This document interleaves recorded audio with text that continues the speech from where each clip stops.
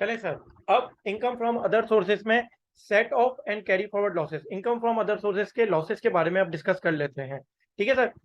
Sir, तीन बातें हैं जो हर हेड ऑफ में उसके लॉसेस के बारे में पढ़ते हैं। सर, सबसे पहली मैं इसको इंग्लिश में पढ़ता हूँ, फिर आपको इसको एक्सप्लेन करता हूँ। A person sustaining a loss under any head of income can be set of such loss against income under the head income from other sources. Sir, ये बात यही की जा रही है कि इनकम फ्रॉम अदर सोर्स किसी भी हेड ऑफ इनकम का लॉस बर्दाश्त कर सकता है। मतलब बिजनेस इनकम में अगर लॉस आ गया, कैपिटल गेन में अगर लॉस हो गया, तो वो losses income from other sources से सेट ऑफ हो सकते हैं। इनकम ऑफ उनके losses income from other source की इनकम से सेट ऑफ हो सकते हैं। पहली बात मतलब कि इनकम फ्रॉम अदर सोर्स दूसरों के लॉस बर्दाश्त कर सकता है।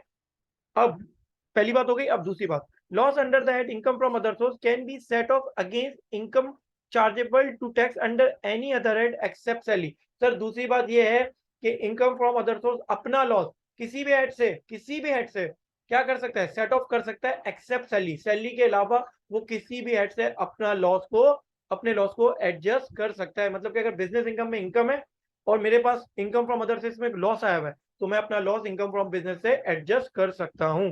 और sir, last but not least, loss under the head income from other source can not be carry forward. Sir, यहाँ पे एक बात बताई गई है कि जो लॉस है ना, लॉस अगर आपको कोई लॉस आ जाता है और लॉस फिर भी बच जाता है, लॉस आपका एडजस्ट होने के बाद भी बच जाता है, तो वो लॉस आपका फ्यूचर में कैरी फॉरवर्ड नहीं हो सकता।